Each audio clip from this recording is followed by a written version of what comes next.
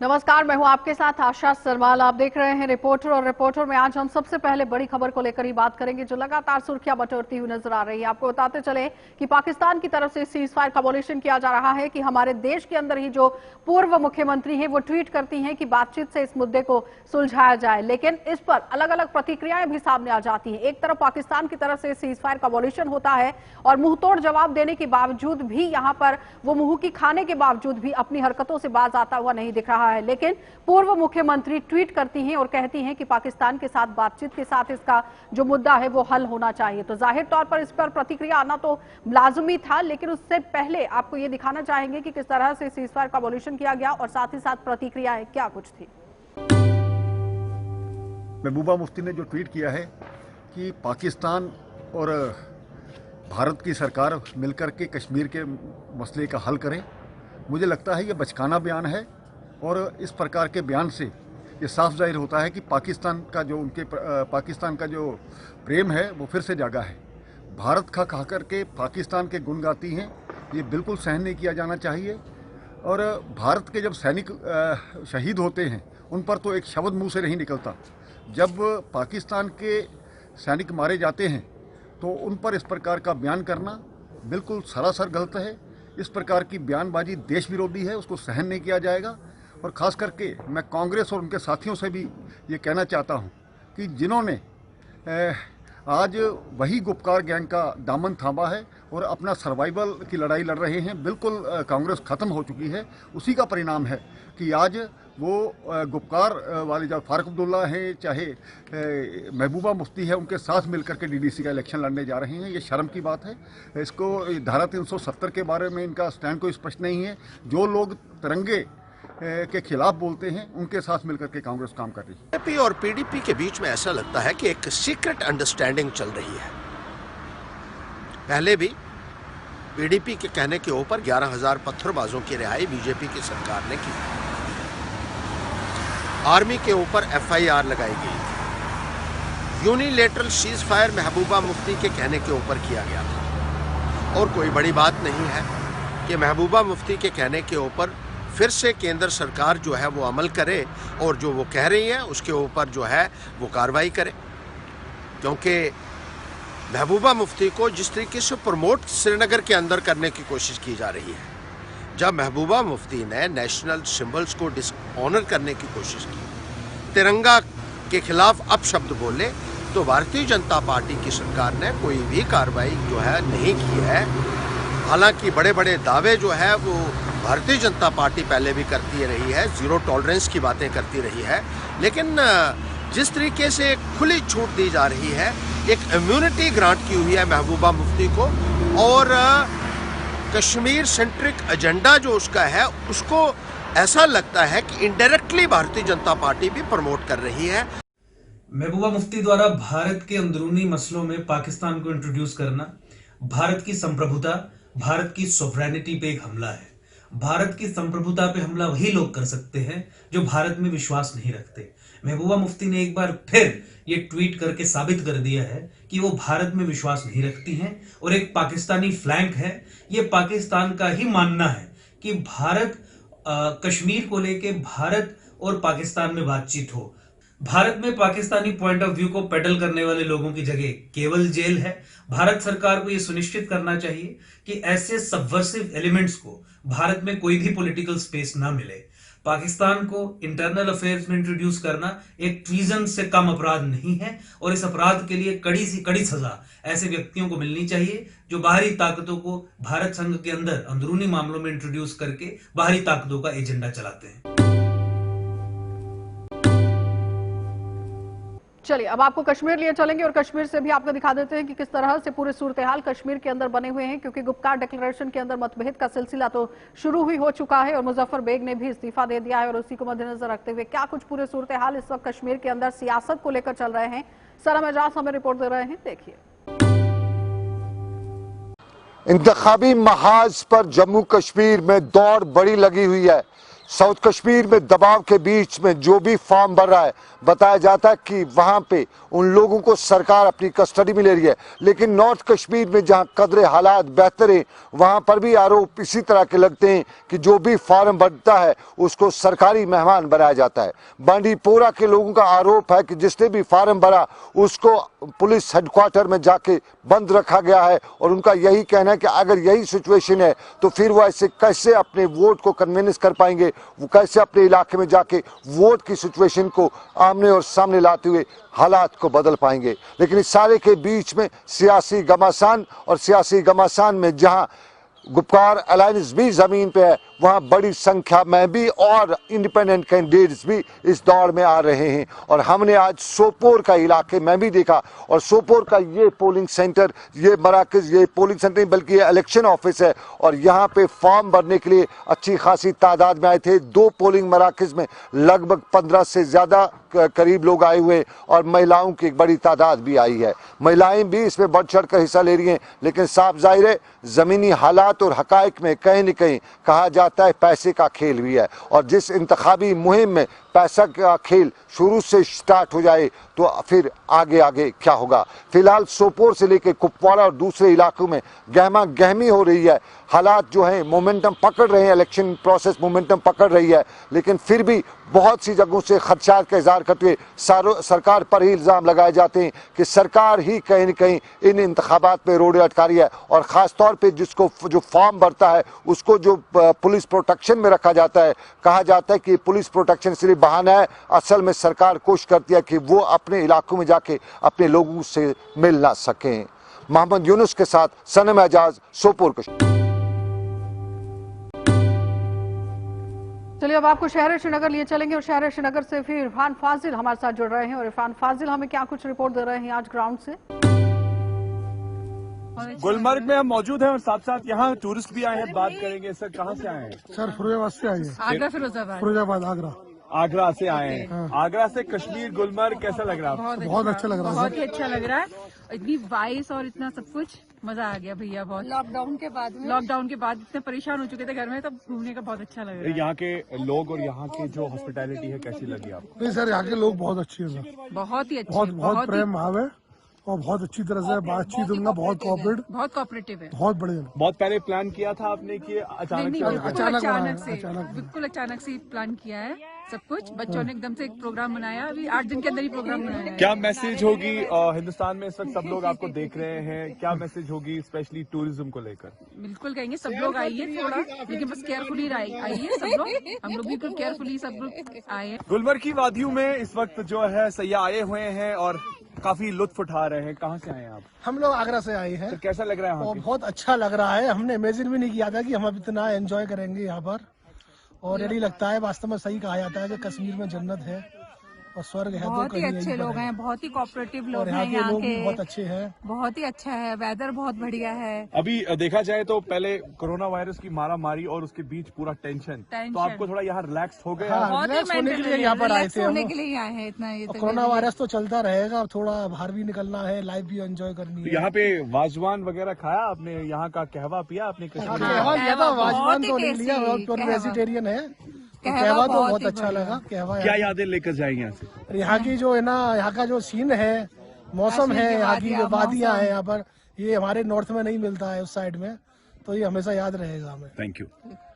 एक साइड से कोविड-19 और 2020 का कहर, और दूसरे साइड से जी हाँ टेंशन फ्री होने के लिए वादी कश्मीर सैयाहों का रुख।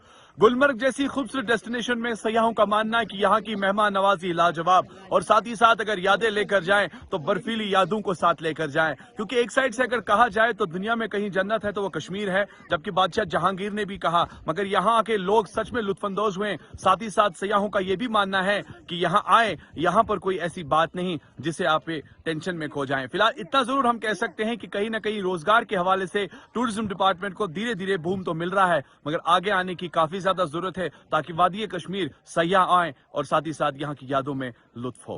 विद वीडियो जर्नलिस्ट समीर वानी के साथ सैयद इरफान फाजिल, गुलिस्तान न्यूज, गुलमर्ग, कश्मीर। और सबसे पहले अब आपको रुख कराएंगे किश्तवाड़ का, क्योंकि किश्तवाड़ के अंदर सबसे बड़ा रेस्क्यू ऑपरेशन इस वक्त चल रहा है, क्योंकि किश्तवाड़ में 10 लोग जो है वो बर्फबारी में फंस चुके हैं और बर्फबारी में से इन लोगों को निकालने के लिए एसडीआरएफ की टीम, जम्मू कश्मीर पुलिस लगातार अभियान जो है वो चलाए हुए हैं। लेकिन क्या पूरी जानकारी अजय शान दे रहे हैं, वो देख लीजिए। हुआ तो जो सिंथन टॉप हमारा है वहां पर हल्की सी बारिश के बाद भी बर्फ पड़ती है, लेकिन जिस प्रकार से अब मौसम ने अपना रुख बदला है तो वहां पर अभी तक करीब 5 फुट बर्फ पड़ चुकी है। लेकिन कुछ 2 गाड़ियों में 10 लोग वहां से कुकरनाग की तरफ से छात्रों की तरफ आ रहे थे और जो बर्फ इतनी तेज थी और कैसे पता चला कि 4 और 5 फुट उस समय बर्फ थी तो वो वहां पर स्टक हो गए। जैसे ही इसकी इंफॉर्मेशन प्रशासन को मिली तो जो वहां पे आरआर का कैंप है, लोकल पुलिस है और जो NHIDSL है जो इस सड़क को मेंटेन करती है, उनकी टीम्स वहां पर रश की गई। करीब रात को 1 बजे उन सभी को वहां पर रेस्क्यू करके जो नीचे आर्मी का कैंप है वहां पे लाया गया, जहां पर उनको हीटिंग सिस्टम या दूसरा खाना वाना दिया गया। लेकिन जो हमारे पास खबर आई है कि जो उसी तरफ कोकरनाग वाली तरफ से पुलिस की जिनने पूछा भी इनको कि आप इस बर्फबारी में कहाँ जा रहे हो, तो कहीं ना कहीं ड्राइवर्स ने डॉज करते हुए उनको ये कहा नहीं हम ऊपर तक जा रहे हैं, जबकि उन्होंने किश्तवाड़ आना था। और जो सिंथन टॉप है इस टाइम वहाँ 5 फुट से ज्यादा बर्फ पड़ी हुई है। कहीं ना कहीं ड्राइवर्स ने रिस्क करते हुए इन लोगों को यहाँ लाया और फंस गए। और लेकिन सबसे बड़ी अच्छी बात ये रही कि एक कोऑर्डिनेटेड एफर्ट रहा, चाहे आर्मी का हो, पुलिस का हो या NHIDSL का, इनको रेस्क्यू कर दिया गया और अभी ये सब सेफ हैं। 10 लोग, जैसे आपने खुद बताया कि 10 लोग ये फंस गए थे, जिनमें 2 महिलाएं और 1 बच्चा भी है। तो कुल मिला के जो हमारी SDM छात्रों से अभी बात हुई है, उन्होंने कहा कि उनको safe and sound army camp जो सिंथन टॉप से नीचे एक आर्मी कैंप है वहां पर लाया गया और वो पूरी तरह हेल्दी हैं। उनको जो खाना है या हीटिंग सिस्टम वहां दूसरी फैसिलिटीज प्रोवाइड की गई। लेकिन कहीं ना कहीं रिस्क करके ड्राइवर जो आ रहे थे उनके खिलाफ एक्शन भी देखने को मिलने की आशंका है आने वाले समय।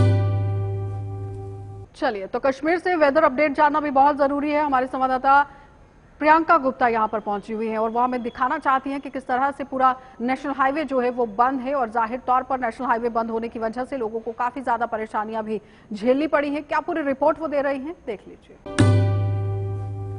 जम्मू कश्मीर में एक बार फिर मौसम ने करवट बदली है। जम्मू कश्मीर के कुछ इलाकों में बारिश और कुछ इलाकों में बर्फबारी का सिलसिला लगातार जारी है, जिसके चलते जम्मू श्रीनगर नेशनल हाईवे को बंद कर दिया गया है। आपको बताते हैं कि पंथ्याल इलाके में पहाड़ों से पस्सियां गिरने के कारण और जवाहर टनल पे भारी बर्फबारी के कारण जम्मू श्रीनगर हाईवे को एक बार फिर यातायात के लिए बंद कर दिया गया है। अब ना ही जम्मू से श्रीनगर की ओर और ना ही श्रीनगर से जम्मू की ओर किसी को आने जाने की इजाजत है। हालांकि मौसम के सुधरने के साथ ही जम्मू श्रीनगर हाईवे के खुलने के आसार हैं। वहीं दूसरी ओर कश्मीर घाटी की बात करें तो कुछ फेमस टूरिस्ट डेस्टिनेशन जैसे कि सोनामर्ग हो या गुलमर्ग हो, वहां पर बर्फबारी का सिलसिला लगातार जारी है, जहां पर होटल कारोबारियों को पर्यटकों के आने की उम्मीद बंधी है। प्रियंका गुप्ता, JK24/7 न्यूज के लिए जम्मू से। चलिए, तो अब आपको जम्मू की भी रिपोर्ट दे देते हैं, क्योंकि एक ही बारिश हुई है और म्युनिसिपल विभाग की किस तरह से यहां पर पोल खुलती हुई नजर आई है उसको दिखाना और बयां करना बहुत जरूरी है। क्योंकि म्युनिसिपैलिटी की तरफ से बार बार दावे और वादे तो किए जाते हैं, पार्षदों की तरफ से भी दावे वादे, मेयर की तरफ से भी दावे वादे, लेकिन इन दावे वादों की हवा किस तरह से निकली है जसलीन कौर की इस रिपोर्ट में देखिए। जम्मू में हुई बारिश ने कई जगहों पर निजाम की पोल खोलकर रख दी है। टूटी फूटी सड़कों की मरम्मत न होने के चलते बारिश हमेशा ही आफत बनकर सामने आती है, पर इसके बावजूद भी संबंधित विभाग कभी भी इस ओर ध्यान नहीं देता है। आज भी अगर जम्मू के डिग्याने रानी तालाब की सड़कों की बात करें तो बद से बदतर हालत हो चुकी है और बारिश के चलते हमेशा ही उस सड़क पर जो है सड़क हादसे पेश आते हैं। वहीं आज भी जो है एक स्कूटी पर 2 सवार जो है सड़क हादसे का शिकार हो गए। गनीमत ये रही कि इसमें किसी भी जानी माल का नुकसान नहीं हुआ है, पर लेकिन वहां के लोगों की बात करें तो लगातार उनका प्रदर्शन जारी है कि जो भी संबंधित विभाग है वो इस ओर ध्यान क्यों नहीं देता। और सिर्फ ना जम्मू के डिग्याने की बात करें, जम्मू के अलग अलग एरियाज की भी बात करें तो हमेशा ही जब बारिश आती है उसके बाद टूटी फूटी सड़कों की बात करें तो हमेशा ही आफत बन जाती है लोगों के लिए, और स्पेशली अगर 2 व्हीलर्स की बात करें। पर इसके बावजूद भी जम्मू म्युनिसिपल कॉर्पोरेशन की बात करें तो इस ओर कोई ध्यान नहीं दिया जा रहा है। वहीं लोगों का लगातार यही कहना है कि जम्मू म्युनिसिपल कॉर्पोरेशन को इस ओर ध्यान देना चाहिए। जसलीन कौर, JK24/7 न्यूज के लिए जम्मू। तो आपने देखा कि जसलीन ने किस तरह से दिखाया है कि महज एक ही बारिश हुई है, लेकिन पानी जिस तरह से सड़कों पर भर आया है, लोग पानी के अंदर गिरते हुए नजर आ रहे हैं। तो यहीं से म्युनिसिपल विभाग की पोल खुलती हुई नजर आ रही है कि आखिर जमीनी सतह पर जो काम हुआ है वो कितना हुआ है, वो सबके सामने है। चलिए अब आपको बारामूला लिए चलेंगे और बारामूला से भी इरशाद भट्ट हमें रिपोर्ट दे रहे हैं। क्या कुछ पूरी जानकारी दे रहे हैं, देख लीजिए। चले अगर हम शुमाली कश्मीर के ज़िले बारामूला की बात करें, बारामूला से तकरीबन 10 किलोमीटर के दूरी पे जो दिलना का इलाका है, इस वक्त हम यहाँ पे मौजूद हैं। हालांकि लोगों के साथ हमने बात की, लोगों के काफ़ी जो है यहाँ पे मसले मसाइल है। हालांकि इनका यही कहना है कि यहाँ पे जो है पानी की जो है अक्सर व बेशतर प्रॉब्लम रहती है, क्योंकि यहाँ के जो लोग हैं वो गंदा पानी पीते हैं, दरियाई झेलम का जो है पानी पीते हैं और फिल्टर होने के बगैर ये पानी पीते हैं। हालांकि इसके साथ साथ यहाँ पे जो रोड है वो बिल्कुल खस्ता हाल हो चुके हैं। यहाँ पे जो हॉस्पिटल है, हॉस्पिटल जो पिछली दफ़ा यहाँ पे बनाया गया, हालांकि उसको जो है कोविड सेंटर में तब्दील किया गया। जो यहाँ पे बीमारदार या तीमारदार आते हैं उनको काफ़ी सारे मुश्किलातों का सामना करना पड़ रहा है। वो वहाँ से वापस आते हैं और GMC मेडिकल कॉलेज बारामूला में जाते हैं और वहाँ पे इलाज करते हैं।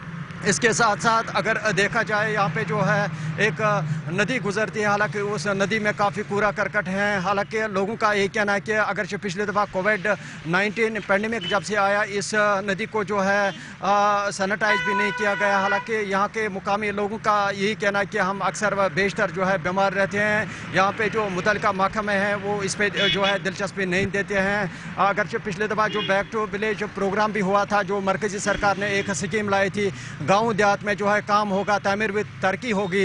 यहाँ पे अगर देखा जाए ग्राउंड जीरो पे कुछ नहीं है। यहाँ पे इन लोगों का यही कहना है कि हमें जो है बार बार काफ़ी सारे मुश्किलातों का सामना करना पड़ रहा है। अगर हम PHE महकमे के पास जाते हैं या हॉस्पिटल जाते हैं, उन जो बड़े बड़े अफसरान हैं उनके पास जाते हैं, वो इस पे जो है दिलचस्पी नहीं देते हैं। यहाँ के मुकामी लोगों का यही कहना है कि हम आज बाज़ाब्ता तौर पर जो है JK और गुलिस्तान की जानिब से ज़िले एडमिनिस्ट्रेशन बारामूला को अपील करते हैं कि वो ये जो इलाका है दिलना का एक बड़ा इलाका है, रिहाइश पजीर इलाका है। यहाँ पे तकरीबन 10,000 से ज़्यादा जो है पॉपुलेशन है। इन मुकामी लोगों को जो है गूनागू मुश्किलातों का सामना करना पड़ रहा है। इनकी तरफ से यही अपील है कि वो इस इलाके में आए और इन लोगों के जो मुश्किलात हैं वो जाने, और ताकि इन लोगों के जो मुश्किलात हैं वो दूर हो सकें। मुश्ताक लोन के साथ में इरशाद भट्ट, JK 24 इंडिया 7 न्यूज़ के लिए। उसके साथ ही रुख करेंगे जिला डोडा का, और जिला डोडा के अंदर इस वक्त क्या सूरत हाल बने हुए हैं, क्योंकि एक तरफ मौसम ने करवट ले ली है और दूसरी तरफ लोगों की ग्रीवेंसेस को सुनना बहुत जरूरी है। वसीम क्या कुछ जानकारी दे रहे हैं? मौसम ने अचानक एक तरफ से करवट बदली है और आपने देखा कि कल से सर्दी का कहर बढ़ता ही जा रहा है। और इस कहर सर्दी के कहर की वजह से एक तो ये तो टाउन हमारा है, यहाँ पे तो बहुत कम सर्दी, लेकिन ये जो हमारे हिली एरियाज़ हैं वहाँ पे सर्दी एकदम बढ़ती गई। जहाँ रात को इंसान एक कम्बल लेता था, आज वहाँ पे 2-2, 3-3 कम्बल लेने पड़ रहे हैं। और दूसरी तरफ से ज़िला इंतज़ामिया से हमारी यही गुजारिश रहेगी कि एक तो ये जो सड़कों की यहाँ पे खस्ता हालत ज़िला डोडा के अंदर है, उन पे ज़्यादा तवज्जो दी जाए। और दूसरा ये जो बिजली का कटाव, जो 8-10 घंटे बिजली बिल्कुल बंद रहती थी, उस पर भी ज़रा मैं ज़िला इंतज़ामिया को आपके चैनल के माध्यम से यही गुजारिश करूँगा कि बिजली के कटाव में कमती करें। और पीने का पानी, जब बारिशें लगेंगी तो पीने का पानी एकदम ख़राब होगा, और पीने का पानी जब ख़राब होगा तो उससे तरह तरह की बीमारियां फैलेंगी। ऐसा भी नहीं होना चाहिए। और मैं ज़िला इंतज़ामिया से यही अपील करूंगा आपके चैनल के माध्यम ज़रिए कि पीने के पानी जो जल शक्ति के मुलाजमीन हैं उनको भी थोड़ा सा अच्छी तरह से तैनात करें, ताकि लोगों को साफ़ पानी मिले। और सड़कों की जो बदहाली है उस पर भी नज़रसानी करें। और मैं आखिर में आपके चैनल यानी गुलिस्तान TV, JK मीडिया जो भी है, उसका शुक्रिया अदा करता हूं कि ये वक्तन फवक्तन लोगों के मुश्किलात को उजागर करती रहती है। मौसम ने एकदम से डोडा के अंदर करवट बदल दिया। आप देख सकते हैं कि अभी भी बारिश हो रही है और काफ़ी दिनों से ड्राइनेस देखने को मिल रही थी।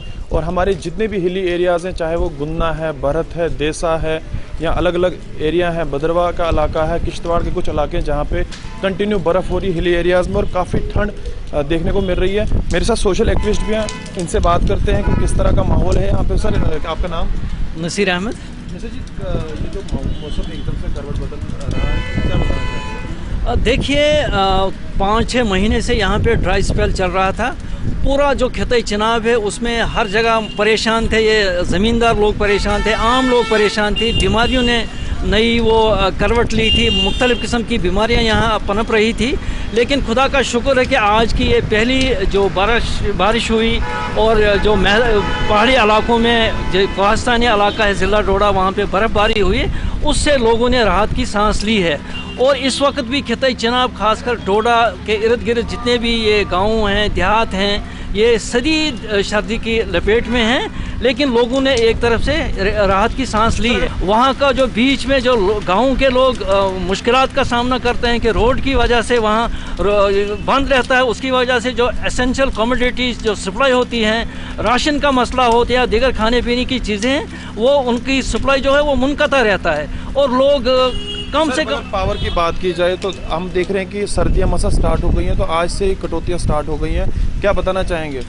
देखिए, महकमा जो बरकियात है, बिजली है, उनको भी चाहिए कि जो पहली अभी जो ये शुरुआत है, हो सकता है कि कल को ज़्यादा बर्फ़बारी हो सकती है, बारिशें हो सकती हैं, पोल गिर सकते हैं या जो तरसीली लाइनें हैं वो गिर सकती हैं, लेकिन महकमा को चाहिए कि वो पहली इन चीज़ों का तदारुक करे, इनका ख्याल रखे, ताकि यहाँ डिस्टर्ब बिजली की जो सप्लाई है वो डिस्टर्ब ना हो, लोगों को मुश्किलात का सामना न करना पड़े। चलिए अब आपको जिला सांबा लिए चलेंगे और ऋषि खजूरिया हमें क्या कुछ रिपोर्ट दे रहे हैं वो भी देख लीजिए।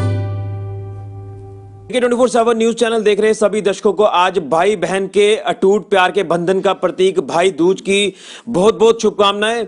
और मैं एक परिवार में मौजूद हूं और मेरे साथ भाई बहन मौजूद हैं और इन्होंने जिस तरह से ये रिचुअल्स निभाए हैं, बहनों ने अपने भाई के माथे पर तिलक लगाया है और बहनों, अगर भाइयों की बात करें तो वो भी बहनों को उनकी रक्षा का वचन देते हैं। तो मैं बहनों से आज के दिन पर संदेश लेने का प्रयास करूंगा। सबसे पहले तो आपको भाई दूज के त्योहार की बहुत बहुत शुभकामनाएं। तो क्या आज के दिन आपका भाइयों के लिए संदेश रहेगा? फर्स्ट ऑफ ऑल कंग्रेचुलेशन सभी ब्रदर्स और सिस्टर्स को मेरी तरफ से। और रही बात इस फेस्टिवल की, तो ये दिवाली के जैसे एक दिन छोड़ के फिर आ जाता है और जिस तरह से रक्षाबंधन होता है वहाँ पे हम एक प्रॉमिस को मतलब आगे प्रोसीड करने के लिए एक ओथ लेते हैं कि हाँ जो ब्रदर्स हैं वो अपनी सिस्टर्स को प्रोटेक्ट करेंगे, जो सिस्टर्स हैं वो उनको हमेशा उनके साथ कोऑपरेट करेंगे अपनी लाइफ्स में। और भैया दूज के इस पे कि जो तिलक इस जस्ट एन ओमेन की हाँ कि मतलब as a sign of bravery की, मतलब कि वो हमेशा फतेह करे अपनी लाइफ में और जो भी अपने जिस भी फील्ड में जाए वहाँ पे फ्लरिश करें और अपने पेरेंट्स को प्राउड फील करवाएं। बहनों और भाइयों का जो रिश्ता होता है, एक ऐसी बॉन्डिंग होती है कि अगर कभी कोई तकलीफ में भाई हो या बहन हो तो आपस में बात करते हैं और उन चीज़ों को भुलाने का प्रयास करते हैं जो उन्हें कहीं ना कहीं हर्ट करती हैं। अब जैसे लाइफ है, लाइफ में अप्स एंड डाउन्स होंगे हैं, पॉजिटिव एस्पेक्ट्स भी होते हैं, नेगेटिव एस्पेक्ट्स भी होते हैं। अब हर किसी की लाइफ तो ऐसे स्मूथ चलती नहीं है और कभी कभार क्या होता है कि मैं उस वजह से बड़ी हूँ अकॉर्डिंग मेरे पर्सनल केस के हिसाब से, तो जो उसको बात बॉदर करेगी या एक्साइटमेंट ही होगी कि मुझे अब शेयर करना चाहिए, तो ये first of all first priority मुझे ही देगा कि मुझे अपनी सिस्टर से पहले ये शेयर करना चाहिए। आई फील गुड कि वो मतलब मैं उसे सिर्फ एज ए सिस्टर ही नहीं एज ए मेंटोर भी ट्रीट कर रही हूँ। हाँ जी। चलिए बेटा, आपका क्या नाम है? ऐश्वी। आपका क्या मैसेज रहेगा भाइयों के लिए आज? मेरा ये मैसेज रहेगा कि मैं हमेशा इसकी रक्षा करूँ, इसको हर प्रॉब्लम से बचाऊँ और इसको अच्छा गाइड भी करूँ। आप पूरा सपोर्ट करते हो भाइयों को? हाँ, जब ये कोई गलत काम करे तो इसको बताती हूँ कि ऐसे नहीं, अच्छा काम करना है, ऐसे नहीं करना है। बिल्कुल। आपका क्या नाम है? फरहान। आपका क्या मैसेज रहेगा सिस्टर के लिए? भाई दूज एक बहुत अटूट रिश्ता है, ये अटूट दिन दो ही आते हैं रक्षाबंधन और भाई दूज। मैं चाहता हूँ मैं इसकी रक्षा करूँ, इसको प्रोटेक्शन दूँ। बिल्कुल बिल्कुल। और भी बहुत चीजें हैं। यानी आपको सपोर्ट करती है दीदी? हाँ जी, बहुत नहीं करती रहती है, मतलब करती भी है नहीं भी करती है। चल बेटा, आपका क्या नाम है? मेरा नाम सर्वांग। आपका क्या मैसेज रहेगा? मेरा मैसेज ये रहेगा कि सिस्टर सपोर्ट करती है आपको? सपोर्ट बहुत करते हैं, पढ़ाई वगैरह में भी मदद करती है कि आप टाइम पे पढ़ना है? काम कुम करके देते हैं मेरा। तो अच्छा लगता है जो ये फेस्टिवल आते हैं, भाई दूज हो गया, रक्षाबंधन हो गया? हाँ, अच्छा तो लगता है। अच्छा लगता है ना? बहुत ज्यादा। बहुत। गिफ्ट दिया आपने दीदी को आज? गिफ्ट दे दिया। दे दिया। तो अब आप उनकी रक्षा करोगे ना दीदी की? हाँ बिल्कुल। तो भाई बहन का ये जो रिश्ता होता है ये शरारतीपन भी होता है, सीरियसपन भी होता है, लेकिन इस रिश्ते का कोई मुकाबला नहीं है, इस रिश्ते का कोई मोल नहीं है। बहनें अगर किसी मुसीबत में होंगी तो भाई उनकी रक्षा जरूर करेंगे और बहनों को भी अपने भाइयों की चिंता होती है। बहनें भाई चाहे किसी भी मुकाम पर पहुंच जाए लेकिन उनका जो प्यार है वो यूं ही बना रहता है और हम भी यही कामना करते हैं कि भाई बहन का ये जो पवित्र रिश्ता है ये यूं ही बना रहे। उसके साथ ही प्रवेश द्वार लखनपुर और कठुआ जिले की अगर हम बात करें तो सरबजीत लगातार वहां पर ग्राउंड से हमें रिपोर्टिंग दे रहे हैं और रिपोर्टिंग के जरिए क्या कुछ दिखाने की कोशिश कर रहे हैं, क्या सूरत हाल जिला कठुआ के अंदर है वो देखिए। कठुआ के किड़िया गंडियाल इलाके में पुल पर हुए एक सड़क हादसे में एक युवक की मौत होगी, जिसके बाद गुस्साए युवक के परिजनों ने किड़िया गंडियाल पुल को ब्लॉक करते हुए जोरदार नारेबाजी का रोष प्रदर्शन किया।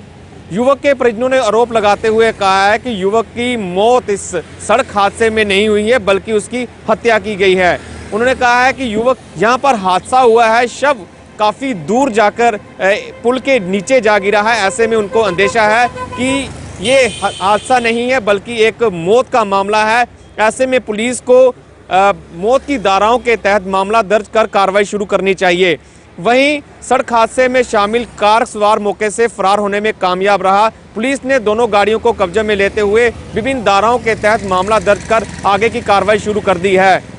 वहीं रविवार शाम से हो रही बारिश के बाद कठुआ जिला का मौसम काफी सुहावना हो गया है। वहीं पहाड़ों की अगर बात करें तो बनी बदरवा मार्ग पर बर्फबारी के चलते मार्ग बंद हो गया है। वहीं मैदानी इलाकों में लगातार ठंड बढ़ती ही जा रही है। कठुआ से वीडियो जर्नलिस्ट कुलदीप चौधरी के साथ सरबजीत सिंह, JK 24/7 न्यूज के लिए। चलिए कहीं और भी संवाददाता हमारे साथ जुड़ रहे हैं, अलग अलग जिलों से हमें रिपोर्ट दे रहे हैं, क्या कुछ पूरी जानकारी दे रहे हैं वो भी देख लीजिए। मार्ग पर 4 लेनिंग का काम चल रहा है, जिसके चलते राहगीरों को काफ़ी परेशानियों का सामना करना पड़ रहा है। ये 4 लेनिंग का काम अक्टूबर 2018 को शुरू हुआ था, लेकिन आज तक ये संपन्न नहीं हो पाया है, जिसके चलते इस काम में रुकावट है। रुकावट के चलते काफ़ी हादसे भी जो हैं वो पेश आ रहे हैं और साथ ही साथ ये भी माना जा रहा था कि 2021 की शुरुआत में जो ये 4 लेनिंग का काम है वो खत्म हो जाएगा, लेकिन ऐसा नहीं हो पाया। अफसोस की बात यह है कि काम तो शुरू हो जाया करते हैं लेकिन उन्हें पूरी तरह से संपन्न नहीं किया जाता, और जब वो टाइमली संपन्न नहीं हो पाते हैं तो उसके चलते जो कॉस्टिंग है कंस्ट्रक्शन की, निर्माण कार्य की कॉस्टिंग भी जो है वो बढ़ जाती है। और इसके साथ ही मैं आपको बताना चाहूँगा कि इस कार्य को शुरू करवाने में और इसको अंत तक ले जाने में 4,379 जो पेड़ भी काटे गए हैं। तो इस कार्य को संपन्न करना कितना जरूरी है इन लोगों के लिए, क्योंकि लोग लगातार जो हैं वो कह रहे हैं कि हमें काफ़ी परेशानियों का सामना करना पड़ रहा है। जो चलता राजमार्ग है, जो मार्ग है, उसको हाईवे को चलते रहना देना चाहिए, लेकिन लोगों का कहना है कि हाईवे, जो चलते हाईवे को भी रोककर काफी हादसों का सामना उन्हें करना पड़ रहा है और काफी दिक्कतें पेश आ रही हैं। तो उन्होंने सरकारों से गुहार लगाई है कि जल्द से जल्द इस काम को, इस राजमार्ग को ठीक कराया जाए और इसे जल्द से जल्द पूरा किया जाए इस काम को। JK 24/7 न्यूज के लिए। चलिए अब आपको रुक करवा देते हैं बड़गाम का, और बड़गाम से अशरफ डार हमारे साथ जुड़ रहे हैं। अशरफ की क्या पूरी जानकारी है, किस तरह से वो पूरी रिपोर्ट हमें दिखा रहे हैं? DDC इलेक्शन की करते हैं। अगर हम बात करें खान साहब इलाके की, तो खान साहब में जो आज जो है नॉमिनेशन फॉर्म की लास्ट तारीख थी, जो जिसको अगर फॉर्म वापस लेना था तो आज उसकी लास्ट तारीख थी। और यहाँ पर हमने देखा टोटल अभी तक जो है 17 नॉमिनेशन फॉर्म जो थे वो हुए थे, तो उनमें से आज जो है अभी तक 2 ऐसे जो DDC के लिए उम्मीदवार थे उनने अपने जो है नॉमिनेशन फॉर्म वापस ले। जिनमें अगर हम बात करें अपनी पार्टी के कैंडिडेट ने भी आज जो है यहाँ से अपना नॉमिनेशन फॉर्म वापस लिया है। और उनका ये कहना है कि जो हमें जिस तरह की एकोमोडेशन दी जाती है या सिक्योरिटी प्रोवाइड की जाती है उससे हम मुतमईन नहीं है, क्योंकि सुबह से ही हमको होटल में रखा जाता है और जो कैंपेन चलानी होती है वो कहीं ना कहीं हमसे नहीं हो पा रही है। जो वोटर्स को अपनी तरफ खींचने के लिए जिस तरह जो कैंपेन होती है उसके लिए जो हमें सिक्योरिटी होनी चाहिए या जो हमें एकोमोडेशन होनी है वो नज़र नहीं आ रही। इसलिए हमने ये फैसला किया है कि हम अपना नॉमिनेशन फॉर्म वापस लेंगे। गुलिस्तान न्यूज़ के लिए बड़गाम से कैमरामैन जरूर के साथ डार अशरफ।